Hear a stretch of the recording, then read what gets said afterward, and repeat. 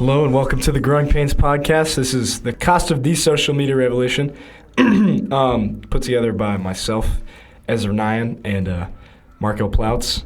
We'll jump right into it because we've got no time. But the social media revolution began in the early 2000s and was really sparked in 2004 with the release of Facebook, which is, we all know, owned by Mark Zuckerberg, who has also gone on to, do Instagram and a lot of different social media things. The vision basically, according to Zuckerberg, was for connection between people, entertainment, and just an easier and more convenient way to build relationships online. Yeah, I think one of the most influential, platforms of nowadays is LinkedIn and Life360. I feel like those two and WhatsApp are some of the most intriguing and beneficial, because LinkedIn helps spread jobs for millions of people, and they have around 3 million was the number I saw, was around 3 million jobs that they help find for people. And users are consistently on LinkedIn. It helps them find different ways of branching out and finding new people to, spread your platform and open up. Yeah. So we lost the podcast studio, but we are back still doing this. And kind of to pick up where we left off, Marco was talking about some of the driving innovations and apps that have come with social media, such as WhatsApp, which now is more of a job recruitment, type thing. Or not WhatsApp, LinkedIn, and that as well as WhatsApp. And then he's going to name a few more of those and how social media led to these innovations. Well, since we already talked about LinkedIn, I can kind of go off WhatsApp. It's an easy way to talk to all platforms and an easy way to communicate outside of countries, and it's a universal way of communication for everyone all around the world. That's why a lot of businesses use it. That's why in fact, my parents use it. I used to use it because I had an Android, so we used to use it to communicate better. And there's different. You can set images more clearly. It's better quality for you to have everyone be on a common ground. So that's why a lot of people use WhatsApp. But Life360 is another way of keeping each other safe and helping. It's a form of social media because you can track people, you can communicate, you can keep in touch with people. It's a good way of knowing where your family is and who your loved ones are.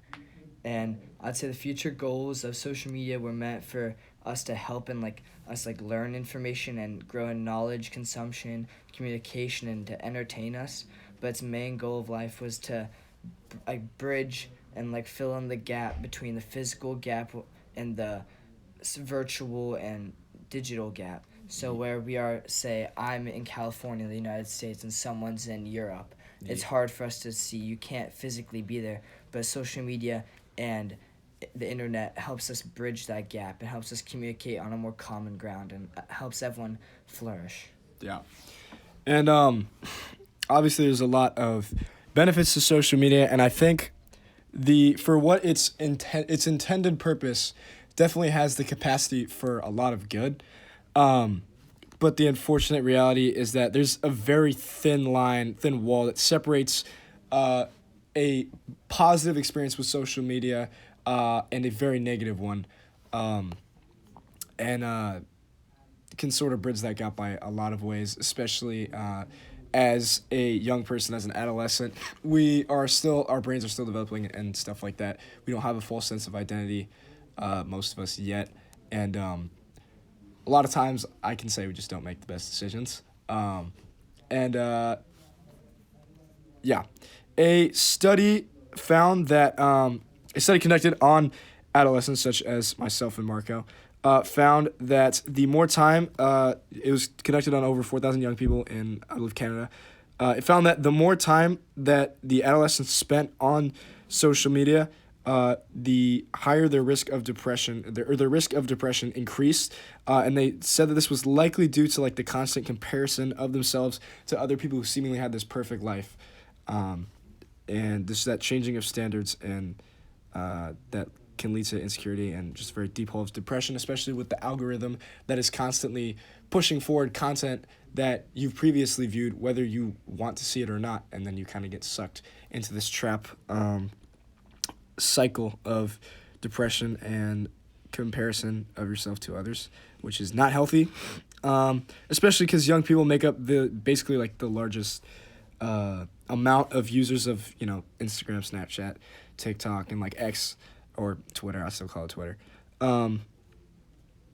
Yeah, and then another very unfortunate and sad thing is that obviously Instagram has their policies. I'm mentioning Instagram specifically for this, but this goes with all social media platforms. Instagram has their policies and stuff about inappropriate content and stuff. But investigations actually by the Wall Street Journal have found that the app actually not only allows illicit content but actively promotes it with its algorithm. So even accidentally coming across an account owned by someone in Instagram's pedophile community will cause the algorithm to recommend other accounts and posts from people that are within that community. So they know the people that are a part of that, and they are actively recommending and leading them to sellers of child pornographic content and stuff like that, which is just absolutely horrendous. And you think that this is like a really serious issue, and it is.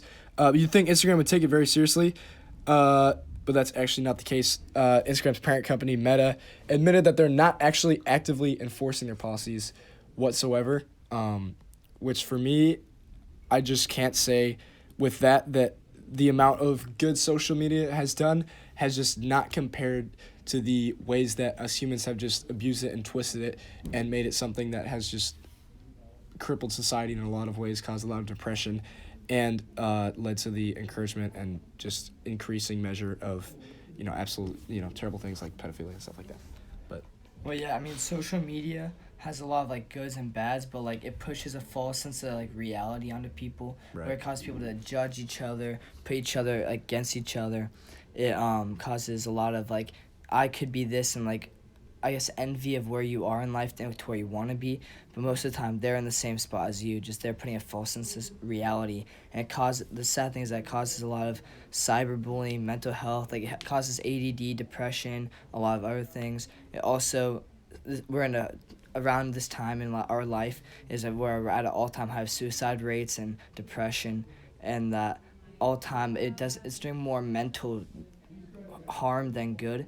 And it's the constant dopamine that keeps giving us and like wants us more and more and more, but like it's not a good healthy cycle. That's why I believe the price of progress was worth it, but it's not worth it to that extent. It needs to be regulated and have certain parameters around where we are and different ways of using it, because there's a lot of good that can come with it, like with business growth, networking, creativity, spread of ideas. It's a platform for people to make a name for themselves and have a coming of life of where they can spread even the gospel and other spiritual ways, or even spread different ways of thinking. And it's a good way to interact with everyone and learn the world as a different way.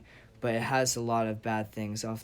Also causes us to be sometimes more sensitive to certain topics, because it pushes certain things down our throat, which is not a good thing, but it can have good stuff and bad, because you can either take it and run with it and be resilient with it and build us up, make us stronger, or it can push us down and only kick someone who's already down and make you softer and harder and like more away in society than helping you bring up as its intent. And it has a lot of privacy issues and false information. Privacy issues are a lot. People get their information stolen all the time, and that it really can twist people, and you can have false accounts like yourself, and people can take it as you when it's really not you, and it can be ran with and hurt you as a person, your reputation. False information really can give you a wrong idea of where you are and what information you're trying to learn in life, because the whole idea of social media was quick information to help people learn and grow as knowledge, but it can really do more harm than good. And the marketing is a good thing and a bad thing, because marketing helps businesses and helps people, but sometimes we all know, we've all been there, where marketing and the ads, there's too much and it's constant and you don't even get to see what you're trying to see, and the ads just drive you away from the information rather than bring you into it and help you learn. And the cyberbullying, I know a lot of friends of mine who have been hurt by cyberbullying and really have put into bad places, and some have taken their lives, and it's been hard for them, their families, their loved ones, people around.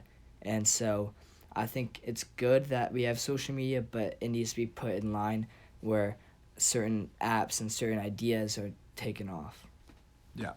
So I think we can both agree that the price and the cost of the social media revolution has just been the unfortunate way that we have used it for a purpose that has gone in the opposite direction of its original intent. Marco thinks that it's still worth it and that there's still hope for the industry. I just don't, and we respectfully disagree on that. But that concludes our podcast episode, and we thank you for tuning in.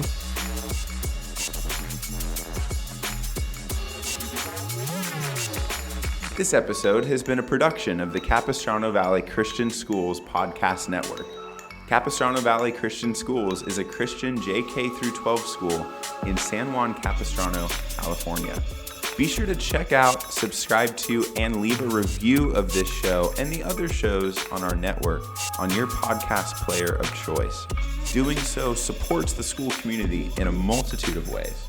For more information about the CVCS Podcast Network or any of our other shows, check out cvcs.org or email podcasts@cvcs.org.